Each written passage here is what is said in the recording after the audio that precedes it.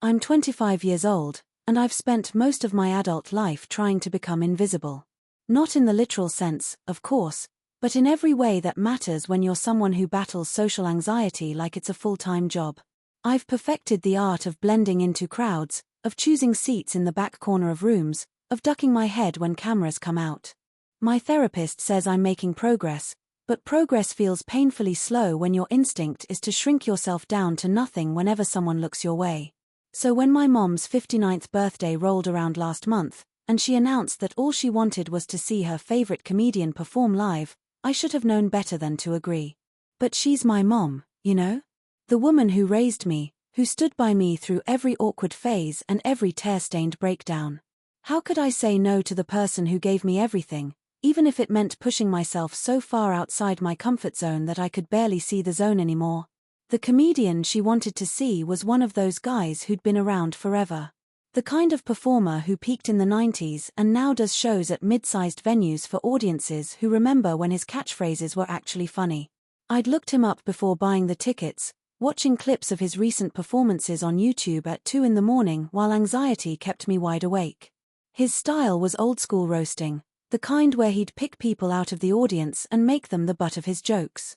My stomach had twisted just watching videos of other people getting called out, imagining what it would feel like to have hundreds of eyes suddenly fixed on you, waiting to laugh at whatever humiliating thing came out of the comedian's mouth. I bought the tickets anyway. I chose seats in the middle section, row M, safely anonymous among the crowd. Perfect.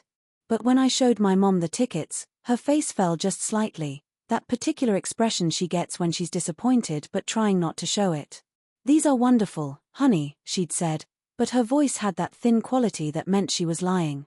"What's wrong?" I'd asked, already knowing I wouldn't like the answer. "It's nothing, really. It's just. I've always wanted to sit in the front row at a comedy show. Just once. To be part of the action, you know? To feel like I'm really there." She'd laughed then, brushing it off. "But these are great seats. Really. Thank you so much." And that's how I ended up 3 weeks later, the night of the show, staring at the front row center seats I'd exchanged our original tickets for. My hands were already shaking as we walked into the venue, and we weren't even at our seats yet. The theater was smaller than I'd expected, intimate in a way that made my skin prickle with awareness. Every person we passed felt too close, every laugh too loud. The air smelled like stale beer and cologne and that particular scent of old carpet that every comedy club seems to have, no matter how expensive the tickets are. "Are you sure about this?" I'd asked my mom one last time as we approached our row. We could probably still switch seats. I bet someone in the back would trade with us. My mom had squeezed my hand, her eyes bright with excitement. "It's my birthday wish, sweetheart. And besides, what's the worst that could happen? He tells a joke.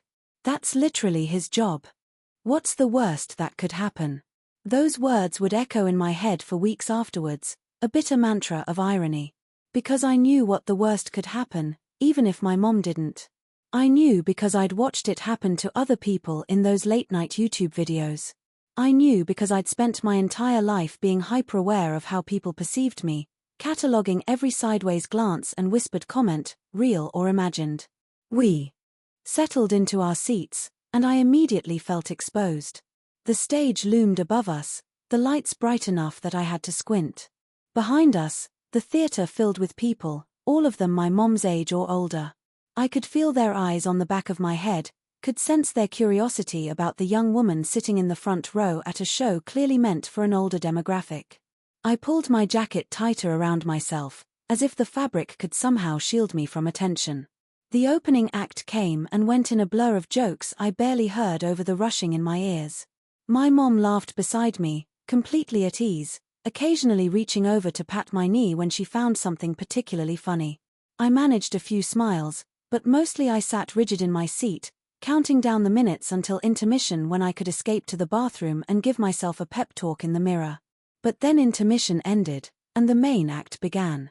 The comedian strutted onto stage to thunderous applause, and I felt my stomach drop like an elevator with cut cables.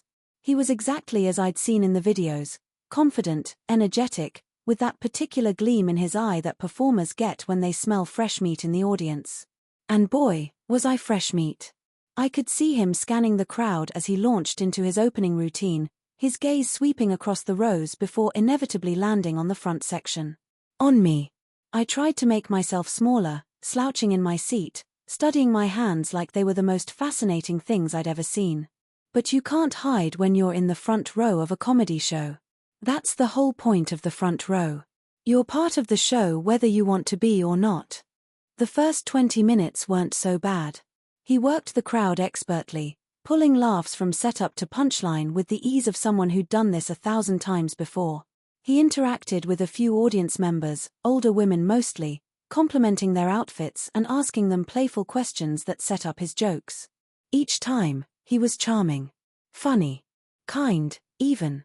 He called one woman beautiful, told another she looked 20 years younger than she was. The audience ate it up, my mom included.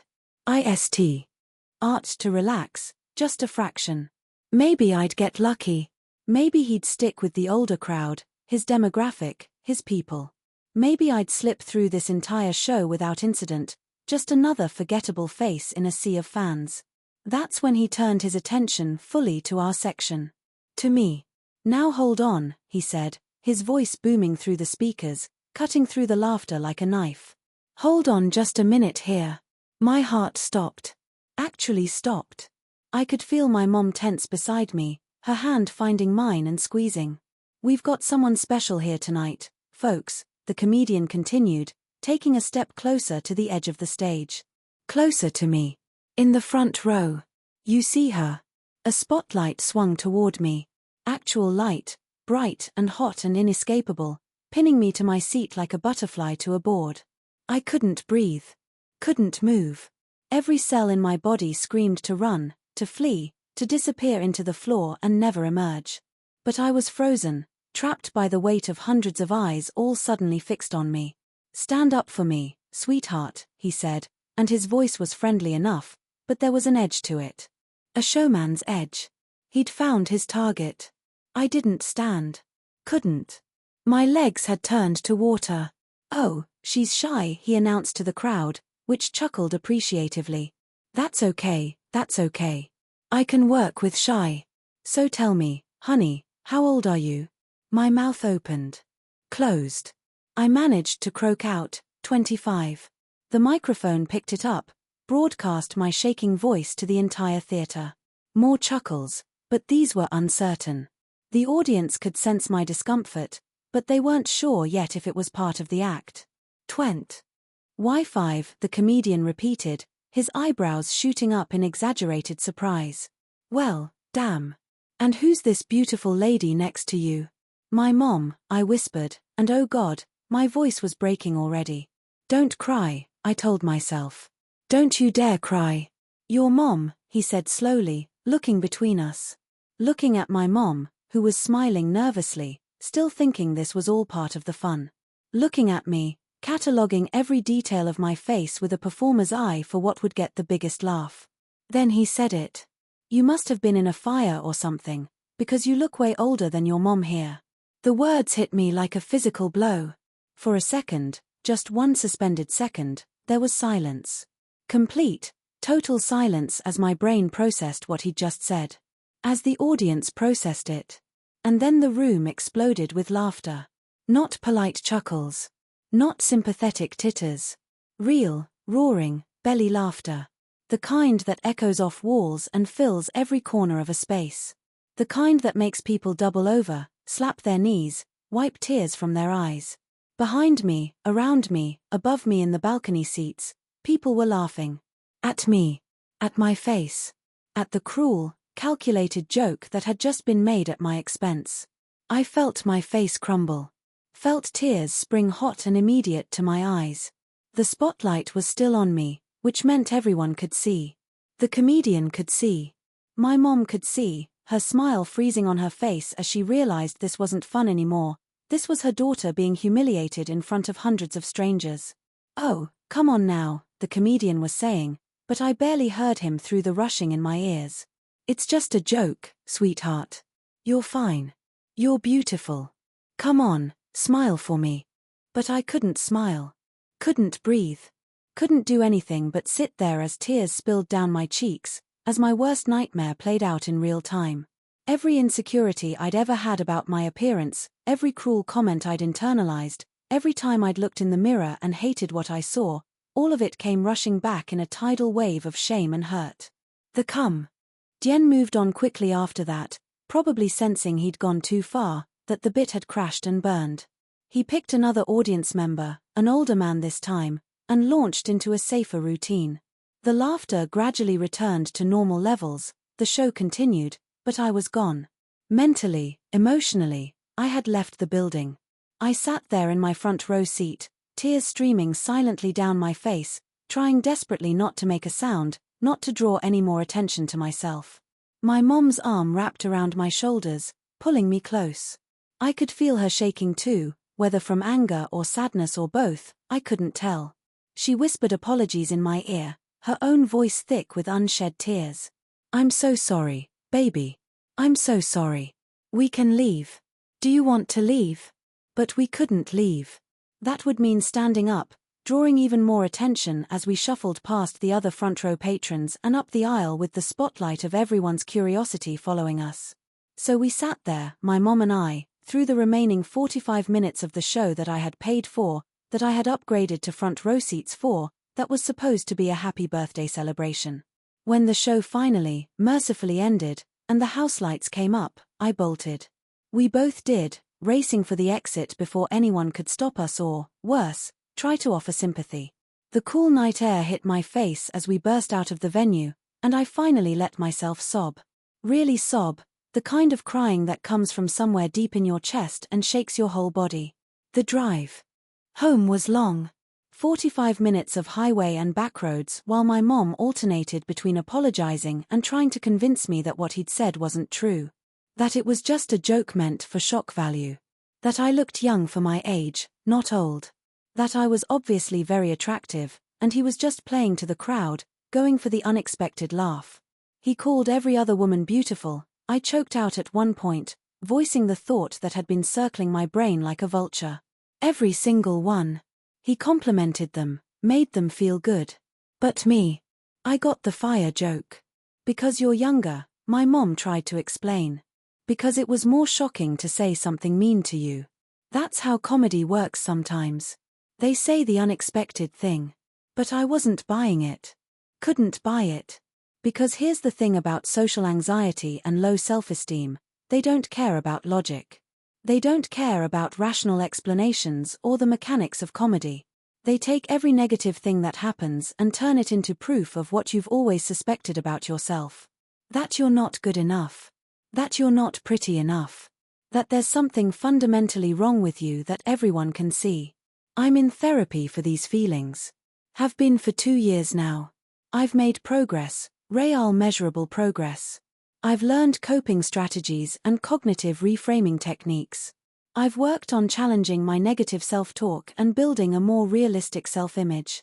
But none of that mattered in the moment when a professional comedian looked at my face and decided that comparing me to a burn victim would get the biggest laugh. The worst part. The part that keeps replaying in my mind even now, weeks later, is that he wasn't wrong to make that choice. It did get the biggest laugh. The audience loved it. They howled.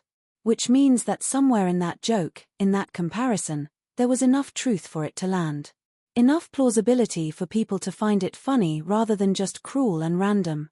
I've always thought I looked older than I am. It's one of those things you notice about yourself, catalog in your mental list of flaws. The lines around my eyes that appeared too early. The way my face carries stress and tiredness like a billboard advertisement. I've never been the fresh-faced, youthful-looking 25-year-old. And now I have confirmation, delivered by a professional observer of human behavior, validated by the laughter of hundreds of people. My therapist, when I told her about it in our next session, tried all the usual approaches. She reminded me that comedians often punch down, that shock humor relies on saying things that aren't true, that the laughter wasn't really about me at all but about the unexpected nature of the joke.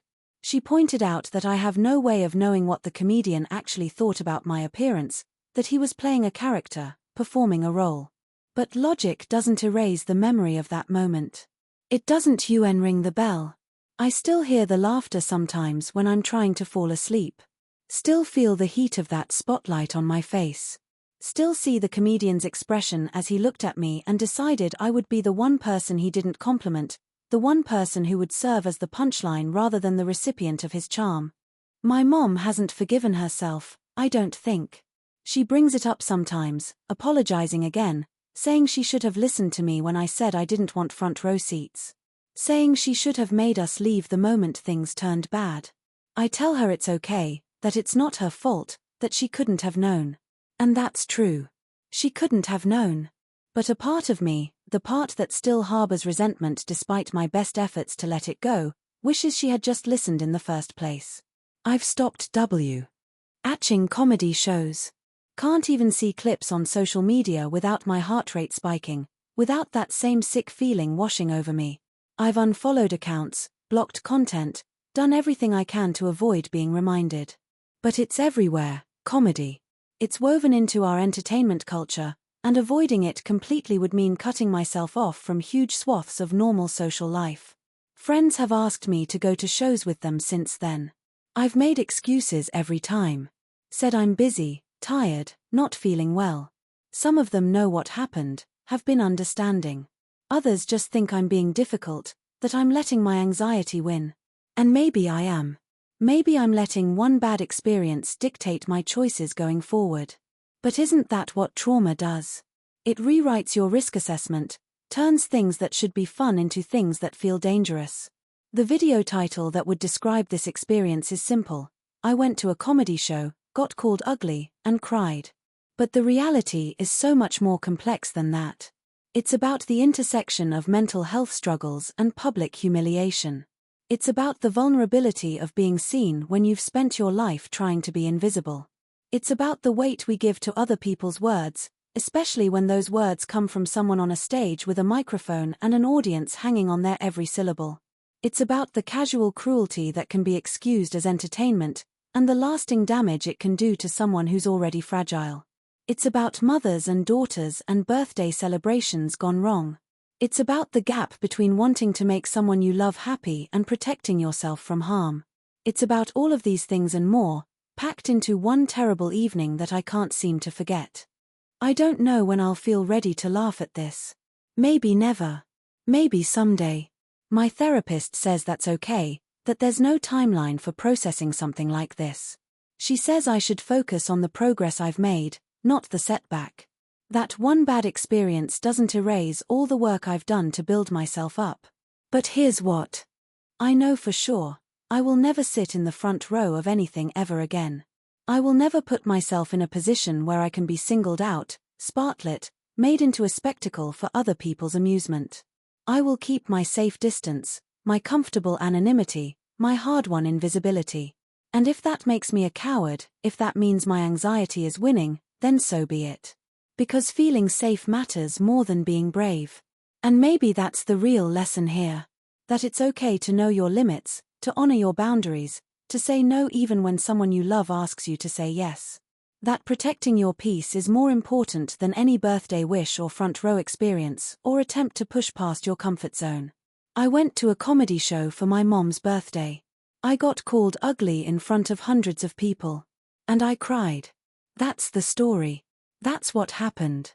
And now I'm trying to figure out how to live with it, how to move forward, how to look in the mirror without hearing the laughter echoing in my ears. It's a work in progress. I'm a work in progress. And maybe that's the most honest thing I can say about any of this.